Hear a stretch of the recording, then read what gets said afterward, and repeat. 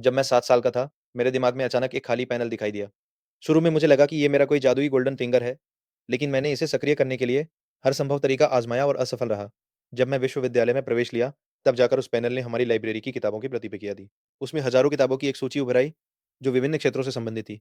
इतनी सारी किताबें देखकर मैंने पहले तो हार मानने की सोची, लेकिन मुझे पता चला कि अगर मैं 3 दिन तक पढ़ाई नहीं करता, तो मैं अपनी आवाज़ खो देता और गूंगा बन जाता। मजबूरन मैंने विश्वविद्यालय के 4 वर्षों में वे सभी किताबें पढ़ डाली। उसके बाद मेरे दिमाग से वो पैनल अचानक गायब हो गया। ग्रेजुएशन के करीब जब मैं अपने हॉस्टल के 3 जिगरी दोस्तों के साथ विदाई की दावत फेयरवेल डिनर खाकर रेस्तरां से बाहर निकला, तो मुझे कुछ अजीब महसूस हुआ। बाहर मूसलाधार बारिश हो रही थी, लेकिन शरीर पर गिरते ही वहाँ हमें भिगो नहीं रही थी, बल्कि उसने हमारा सारा नशा उतार दिया और एक बहुत ही सुखद एहसास दिया। इससे भी अजीब बात यह थी कि गायब हो चुका वह पैनल फिर से दिखाई देने लगा, और इस बार उस पर केवल 3 शब्द लिखे थे, बड़ी बारिश, द्वार खुल रहे हैं। कौन-सी शक्ति पैनल को इस तरह सक्रिय कर सकी थी? मुझे तुरंत एहसास हुआ कि ये साधारण नहीं है। मैंने तुरंत उन तीनों को हिदायत दी।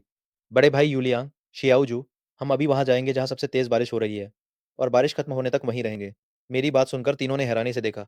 दूसरे भाई, क्या तुम मज़ाक कर रहे हो? भले ही ये बारिश सुखद लग रही है, लेकिन हम इस तरह भीगते तो नहीं रह सके। लेकिन जब उन्होंने मेरी आँखों में दृढ़ता देखी, तो उन्होंने और कुछ नहीं कहा। उन्होंने सोचा कि ग्रेजुएशन से पहले दोस्तों के साथ एक बार और पागलपनी सही। वह बारिश रात 12 ओ बजे से अगली सुबह 6 ओ बजे तक चलती रही। नियमानुसार 6 घंटे तक भीगने के बाद हमें थका हुआ, सोचता और ठंडा महसूस होना चाहिए था। लेकिन अजीब बात यह थी कि हमारी मानसिक स्थिति और बेहतर होती जा रही थी। किनारे के पेड़ कुछ अलग लग रहे थे। जो टहनियाँ कल रात तक सूखी थी, उनमें रातों-रात नई पत्तियाँ निकल आई थी। तभी तीसरे भाई शियाओ यूलियांग ने चिल्लाकर कहा, "भाइयों, मुझे एक बात पता चली है। कल रात पूरी दुनिया में बारिश हुई थी, यहाँ तक कि रेगिस्तान और उत्तरी ध्रुव में भी।" यह सुनकर मैं और बड़े भाई चंगी तुरंत समझ गए। "जल्दी सुपरमार्केट चलो। जब सभी अजीब घटनाएँ एक साथ होती हैं, तो इसका मतलब है कि कुछ बड़ा होने वाला है। हमें आम जनता के समझने से पहले सामान जुटाना होगा। अगर हम गलत हुए, तो ज़्यादा से ज़्यादा हमें कुछ सालों तक वही खाना पड़ेगा।" रास्ते में सामान ले जाते समय हमने फिर से कुछ असामान्य देखा। शारीरिक रूप से कमज़ोर रहने वाला तीसरा भाई यूलियान अब 40 किलो पानी की बाल्टी लेकर उड़ता हुआ जा रहा था, और हम बाकी 3 भी 200 पाउंड लगभग 90 किलो भोजन आसानी से ढो रहे थे। यह स्पष्ट रूप से उस बारिश का प्रभाव था। सामान हॉस्टल लाने के बाद भी हमें लगा कि अगर सच में कयामत अपोक्लिप्स आ रही है, तो ये काफ़ी नहीं है। अगले 4 घंटों में हमने अपने पास मौजूद सारा पैसा खर्च कर दिया। भरे हुए हॉस्टल को देखकर तीनों फिर से असमंजस में पड़ गए। दूसरे भाई, क्या तुम पक्के तौर पर कह सकते हो, हमने अपना सब कुछ दांव पे लगा दिया है? बिना मेरी नज़र खिड़की के बाहर थी। देखो कल, जो घास काटी गई थी, वो आज हमारी जांघों तक ऊँची हो गई है। यहाँ तक कि कीड़ों का आकार भी 2 से 3 गुना बढ़ गया है। क्या तुमने कभी ऐसा सुना है? तीनों ने एक दूसरे को देखा और सिर हिला दिया। फिर मैंने उन्हें घर पर फ़ोन करके राशन जमा करने को कहा। आधे दिन के भीतर ही दुनिया भर के लोगों को असामान्यताओं का पता चल गया। सुपरमार्केट और स्टोर खाली कर दिए गए। कई लोगों ने बारिश में भीगने के बाद अपने शरीर में बदलाव महसूस किए। दुर्भाग्य से ड्रैगन देश, चीन में बारिश आधी रात को हुई थी, इसलिए वहाँ कम लोग भीग पाए थे। हालाँकि किसी ने नहीं सोचा था कि इस बारिश के 18 घंटे बाद फिर से मूसलाधार बारिश होगी। लेकिन इस बारिश का एहसास बहुत बुरा था। शरीर पर गिरते ही इसमें तेज़ चुभन महसूस हो रही थी, और पानी से एक अजीब-सी सटदहन सिंकिंग वाली गंध आ रही थी। सबसे महत्वपूर्ण बात यह थी कि मेरे दिमाग के पैनल ने कोई प्रतिक्रिया नहीं दी।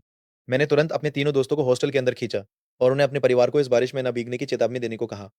बड़ा भाई चेंगी अन्य छात्रों को भी अंदर बुलाने के लिए बाहर जाना, लेकिन मैंने उसका जल्द ही हमारे फ़ोन पर आधिकारिक संदेश आया कि लोग तुरंत बारिश से दूर हट जाएँ। स्कूल के रेडियो पर भी यही घोषणा हुई। फिर भी कई लोगों ने इसे अनदेखा किया और सोचा कि यह सरकार का झूठ है, जो उन्हें शक्तिशाली बनने से रोकना चाहती है। सुबह 5 बजे जब मेरी नींद खुली तो बिजली गुल थी और बाहर अंधेरा था। जब उजाला हुआ तो हमने बाहर का नज़ारा देखा। कल तक जो खूबसूरत कैंपस था, वह रातों-रात एक खंडहर में बदल चुका था। पेड़-पौधे लगभग मर चुके थे और लोहे की रेलिंग तक दल चुकी थी। और भी भयानक बात यह थी कि जमा हुए पानी में कई लाशें पड़ी थी, जो गल चुकी थी। अपने पुराने सहपाठियों को इस हालत में देखकर हम चारों सन्न रह गए। हमें गहरा एहसास हुआ कि कयामत, एंड ऑफ द वर्ल्ड, सच में आ चुकी है। जब हम अभी भी इस स्थिति को समझने की कोशिश कर रहे थे, तीसरे दिन की बारिश शुरू हो गई। इस बार बहुत से लोग बारिश में जाने की हिम्मत नहीं कर रहे थे। लेकिन जैसे ही बारिश की बूंदें मुझ पर पड़ी, मुझे लगा कि ये पहली वाली बारिश के समान थी, पर कुछ अलग भी। आखिर वो क्या था? फिर भी मैंने दृढ़ संकल्प के साथ अपने तीनों दोस्तों को बारिश में बाहर ले जाने का फैसला किया। अन्य छात्र देख रहे थे, लेकिन हिलने की हिम्मत नहीं कर रहे थे। वे शायद किसी आधिकारिक आदेश का इंतजार कर रहे थे। सटीक समाचार आने में देरी हुई। शायद इसलिए क्योंकि दूसरी बारिश ने अधिकांश संचार लाइनों को नष्ट कर दिया था। उन्हें जानकारी पाने के लिए पूरे 2 घंटे इंतजार करना पड़ा। आधिकारिक संदेश था, आदरणीय नागरिकों, कृपया तुरंत इस बारिश में प्रवेश करें। यदि कोई अस्वस्थता महसूस हो, तो तुरंत हट जाए। ये शब्द संक्षिप्त और सीधे थे। शायद देश के उच्च अधिकारियों को भी एहसास हो गया था कि मानवता एक अभूतपूर्व खतरे का सामना कर रही है, और उन्हें पूरी जनता की शक्ति को एकजुट करना होगा। उस समय बारिश में भीगे हुए मैंने एक और विचित्र बात देखी। खाली पड़ा घास का मैदान आश्चर्यजनक गति से फैल रहा था, और दूसरी बारिश के बाद जीवित बचे कीड़े आकार में दर्जनों गुना बढ़ गए थे। दूर एक सिकड़ा, एक प्रकार का कीट आधे इंसान की ऊंचाई तक बढ़ चुका था। लेकिन अजीब बात यह थी, इस बारिश से ऐसा कोई शारीरिक बदलाव नहीं दिख रहा। जब हम हॉस्टल लौटे, तब धीरे-धीरे असामान्यताएं सामने आने लगी। यदि पहली बारिश सुधार स्ट्रेंथनिंग थी और दूसरी छंटनी स्क्रीनिंग, तो तीसरी बारिश अपने साथ शक्तियाँ लेकर आई। बड़े भाई चेंग ने मुँह हवा में उठाया और उनके शरीर से एक गहरी शक्ति निकली, जो देखते ही देखते उनके सामने आधे इंसान जितनी ऊँची मिट्टी की दीवार बन गई, जो एक मजबूत ढाल जैसी दिख रही थी। चौथे भाई जूजो ने अपनी हथेली खोली और उनके हाथ से पानी की एक अजीब धारा निकलने लगी, जो उनके नियंत्रण में एक फुर्तीले अजगर की तरह हवा में इधर-उधर घूमने लगी। तीसरे भाई शियाओ यूलियाम की शक्ति थोड़ी विशेष थी। उसी अनुसार यह अनुबंध कॉन्ट्रैक्ट करने की शक्ति थी, लेकिन अभी कोई उपयुक्त साथी न होने के कारण वह इसका प्रदर्शन नहीं कर सका। जहाँ तक मेरी बात है, मुझे ढाई गुना लाभ मिला था।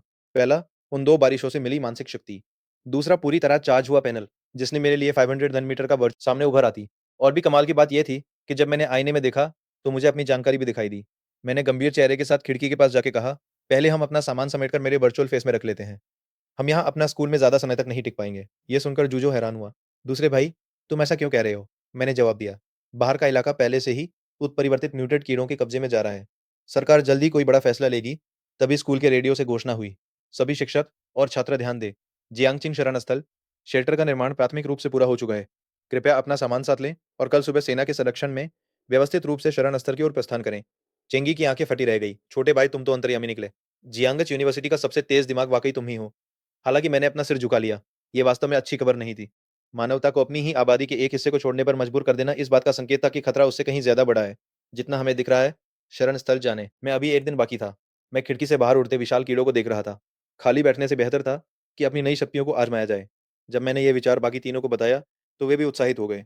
मैंने सुझाव दिया, "तो पहले चलकर उस मेंढक को देखते हैं।" छगी ने भौहें सिकोड़ी। "तुमने ही तो कहा था कि वो मेंढक जहरीला हो सका है। उसके पास मत जाना।" मैंने कहा, "वो सिर्फ एक अंदाजा था, और अगर वो वाकई जहरीला है, तो ये और भी अच्छा है।" मेरी नज़र तीसरे भाई पर टिकी। यूलियांग थोड़ा घबरा गया।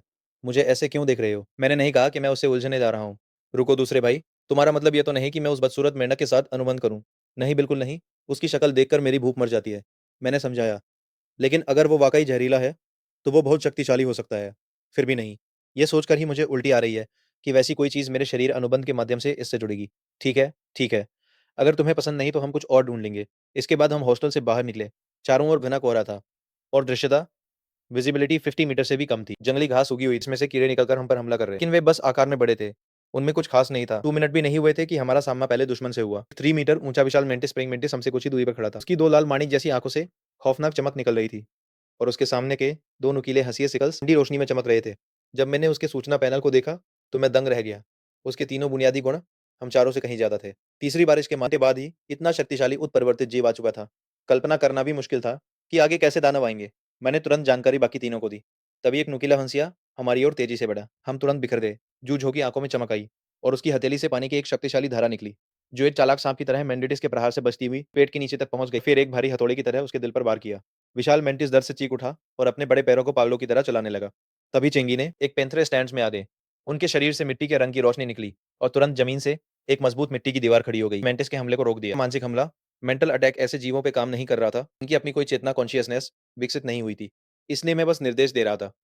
अंत में जूजू के पानी के एक तीखे प्रहार ने मेंटिस के पेट को आर-पार कर दिया। वो विशाल जीव जमीन पे गिर पड़ा। जूजू गर्व से उसे लात मारने आगे बढ़ा, लेकिन मैंने उसे रोक दिया। "पास मत जाओ। बड़े भाई, अपनी मिट्टी की दीवार से एक बार फिर इसके पेट पर हमला करो।" जूजू तुरंत पीछे हटा। "तेरी तो ये तो मरने का नाटक कर रहा था।" जैसे ही छंगी के मिट्टी के ब्लॉक ने उस पर वार किया, मेंटिस के शरीर से बदबूदार दल निकला, और वह पूरी तरह शांत हो गया। पास ही खड़ा शियाओ यूलियांग कुछ सोच में डूबा हुआ लग रहा था। उसे महसूस हो रहा था कि वह यहाँ सिर्फ भीड़ का हिस्सा है। बड़ा भाई रक्षा कर सकता था, और हमला भी दूसरा भाई मैं योजना बना रहा था, और चौथा भाई घातक हमलावर था। उसे लग रहा था कि वह किसी काम का नहीं है। वह नहीं चाहता था कि अगली बार भी ऐसा ही हो। वह भारी कदमों से हमारे पास आया और बोला, "दूसरे भाई, मैं उस मेंढक के साथ अनुबंध करना चाहता हूँ।" हम तीनों हैरान रह गए, लेकिन मैंने तुरंत उसकी मनस्ती समझ ली। "यूलियांग, तुम्हें खुद पर दबाव डालने की जरूरत नहीं। हो सकता है आगे हमें कुछ और बेहतर मिल जाए।" उसने कहा, "मुझे पता है, लेकिन अपने भाइयों को मौत के मुंह में जाते देखना और खुद असहाय होकर खड़े रहना, वो लाचारी ठीक है। चलो, पहले उस मेंढक की स्थिति देखते हैं और फिर फैसला करेंगे।" जैसे ही हम चलने को तैयार हुए, मेरे दिमाग में उस विशाल मेंटिस मेंटिस की जानकारी बदल गई। नाम विशाल मेंटिस, सर्वप्रथम श्रेणी का उत्परिवर्तित जीव, स्थिति मृत शेष मूल्य, नीले पंजे हथियार के लिए अशुद्ध ऊर्जा केंद्र कोर। यह देखकर मेरी आंखें चमक उठी। मुझे लग ही रहा था कि कुछ कमी है, तो लूट रूटीन इकट्ठा करने का समय। मैंने वर्चुअल फेस से एक रसोई का चाकू निकाला, और देखते ही देखते मैं दोनों नुकीले पंजों को काट दिया। हवा में उन्हें घुमाकर देखा। एक एक पंजा लगभग 25 किलो का था। ये मेरे और शियाओ यूलियांग के लिए